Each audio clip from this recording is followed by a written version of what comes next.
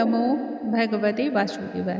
नमस्कार दोस्तों, आज के इस वीडियो में हम सुनेंगे कार्तिक मास महात्म्य का 27वां और 28वां अध्याय। इसके पहले के वीडियो में हमने सुना था कार्तिक मास महात्म्य के 26वें अध्याय का पाठ किया था।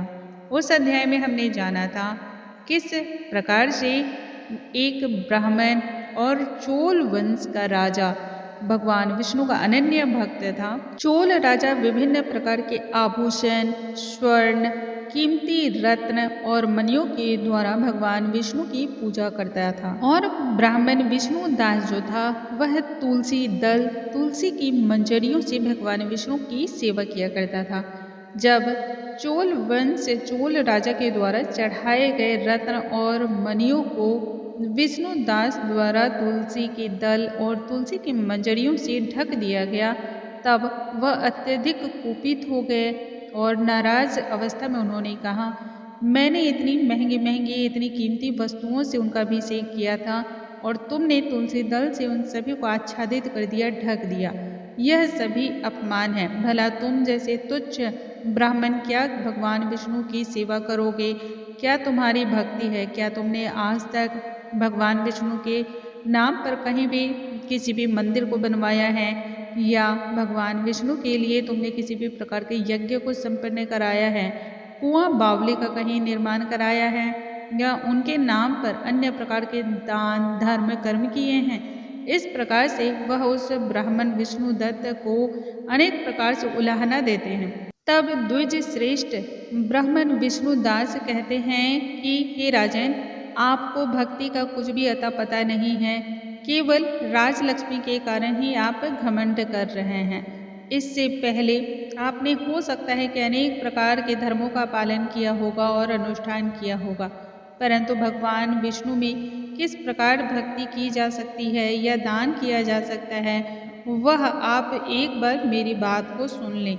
इस पर राजा चोल विष्णु दास का मजाक उड़ाते हैं, उसका उपहास करते हैं और उससे कहते हैं कि भगवान विष्णु का कौन अधिक भक्त है, किससे भगवान अत्यधिक प्रसन्न होते हैं, वह भी अब प्रमाणित कर लिया जाए। और इस प्रकार से दोनों ही अपने अपने कार्यों में लीन हो जाते हैं। जहाँ ब्राह्मण देवता तुलसी वन में तुलसी जी की सेवा करते हैं, भगवान विष्णु की भक्ति करते हैं, जाप करते हैं, एकादशी मंत्र वगैरह का वह नित्य प्रतिदिन ध्यान करते हैं, मांगलिक जो भी आयोजन होते हैं उसमें वह प्रतिदिन भाग लेते हैं और इस प्रकार के अनुष्ठानों में वह नित्य प्रति लगे रहते हैं, भगवान विष्णु के चरणों में नित्य प्रति अपना ध्यान लगाते हैं। आज के इस वीडियो में अब हम आगे की कथा जानेंगे, जिसमें जानेंगे भगवान विष्णु आखिर किस प्रकार की पूजा से प्रसन्न होते हैं। उस ब्राह्मण के द्वारा किए गए अनुष्ठान से, पूजा जप तप से वह प्रभावित होते हैं, यह राजा के द्वारा किए गए कार्यों से वह अत्यधिक प्रभावित होते हैं।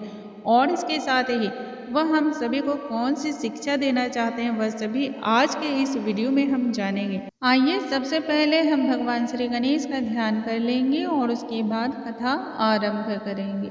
श्री वक्रतुंड महाकाय सूर्यकोटि समप्रभा निर्विघ्नं कुरु मे देव सर्वकार्येषु सर्वदा। ओम नमो भगवते वासुदेवाय। सबसे पहले हम सुनेंगे 27वें अध्याय को, उसके बाद सुनेंगे 28वें अध्याय का पाठ। पार्षदों ने कहा, एक दिन की बात है, विष्णुदास नित्य कर्म करने के पश्चात भोजन तैयार करने में लग गया, किंतु छिपकर कोई उसके भोजन को प्रतिदिन चुरा कर ले जा रहा था। विष्णुदास ने देखा जब कि भोजन नहीं है, तब उसने दोबारा भोजन बनाने में अपने समय को नहीं लगाया, क्योंकि ऐसा करते ही सायंकाल की जो पूजा थी उसके लिए विष्णुदास को समय नहीं प्राप्त हो पाता। अतः प्रतिदिन के नियम को भंग न हो जाने के डर से ही उसने इस कार्य को छोड़ दिया और वह पूजा पाठ में लग गया। दूसरे दिन पुनः उसने उसी समय पर भगवान के निमित्त भोजन बनाया और जैसे ही भगवान विष्णु को भोग अर्पण करने के लिए वह गया, त्यों ही किसी ने फिर उसके सारे भोजन को आकर चोरी कर लिया।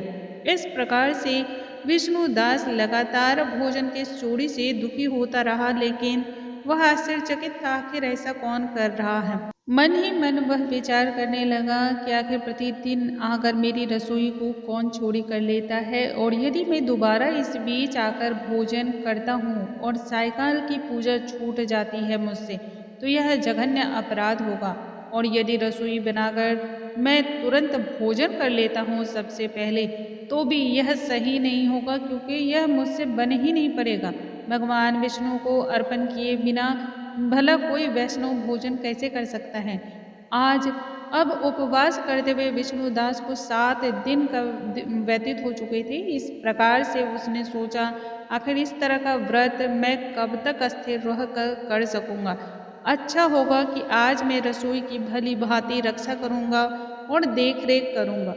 ऐसा निश्चय करने के पश्चात उसने भोजन बनाने के बाद वहीं छिप कर वह रह गए। इतने में ही उन्होंने देखा कि एक चांडाल आ रहा है, जो कि रसोई के अन्न को चोरी करके ले जाने के लिए तैयार खड़ा था।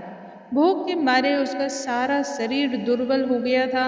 मुख पर अत्यंत ही मलिनता और दीनता छा रही थी। शरीर तो सिर्फ और सिर्फ हड्डियों का ढांचा रह गया था। यह देखते हुए विष्णुदास का हृदय करुणा से भर हो आया और उन्होंने भोजन चुराने वाले चांडाल की ओर देखकर कहा, भाई जरा ठहर जाओ, क्यों रूखा सूखा खाते हो, यह घी भी उसके ऊपर से ले लो। यह कहते हुए ब्राह्मण विष्णुदास चांडाल की ओर आगे बढ़ चले और चांडाल विष्णुदास को देखते ही भय से कांपने लगा और मूर्छित होकर गिर पड़ा।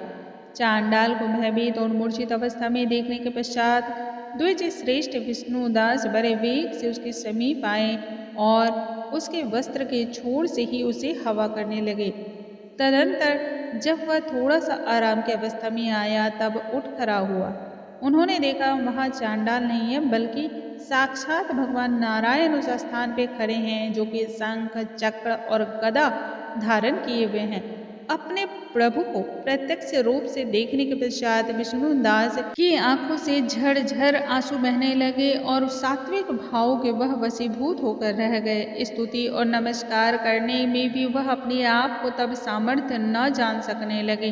समक्ष अपने भगवान को देख करके उनकी प्रीति वहीं की वहीं रह गई। ना तो उन्हें अपने हाथ दिखाई पड़ रहे थे और ना ही अपने किसी शब्दों को ही विष्णुदास सुन पा रहे थे। भगवान ने सात्विक व्रत का पालन करने वाले अपने भक्त विष्णुदास को तब हृदय से लगा लिया और उन्हें अपने जैसा रूप दे करके बैकुंठ धाम को ले चले।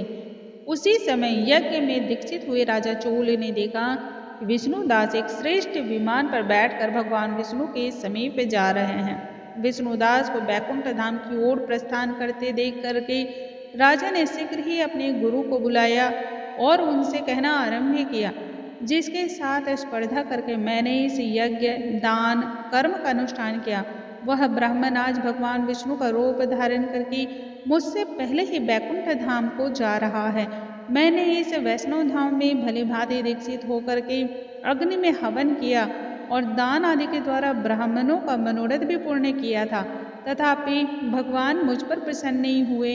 इस विष्णुदास को केवल भक्ति के कारण ही श्री हरि ने प्रत्यक्ष दर्शन दिया है। अतः जान पड़ता है कि भगवान विष्णु केवल दान और यज्ञों से ही प्रसन्न नहीं होते हैं। उन प्रभु के दर्शन करने में भक्ति की प्रधानता ही सबसे प्रमुख कारण है। दोनों पार्षदों ने तब आगे कहना आरंभ किया। इस प्रकार कहने के पश्चात राजा ने अपने भांजे को राज्य सिंहासन पर बैठा करके उनका अभिषेक कर दिया। वे बचपन से ही यज्ञ की दीक्षा लेकर उसी में चूंकि संलग्न रहते थे, इसलिए राजा का कोई भी उत्तराधिकारी नहीं हुआ था। यही कारण है कि उस देश में अब तक भांजे ही राज्य के उत्तराधिकारी होते आए हैं। भांजे को राज्य देकर राजा यज्ञशाला में गए और यज्ञ कुंड के समक्ष से खड़े होकर के भगवान विष्णु को संबोधित करते हुए 3 बार उच्च स्वर से निम्न प्रकार के वचन बोले, हे भगवान विष्णु, आप मुझे मन, वाणी, शरीर और क्रिया द्वारा होने वाली अविचल भक्ति प्रदान कीजिए। इस प्रकार कहकर वे सबके देखते ही देखते उस अग्नि कुंड में कूद पड़े। बस उसी समय भगवान विष्णु अग्नि कुंड में ही प्रकट हो गए और उन्होंने राजा को अपने हृदय से लगाकर एक श्रेष्ठ विमान में बैठाया और उन्हें भी अपने साथ लेकर के बैकुंठ धाम की ओर प्रस्थान कर गए।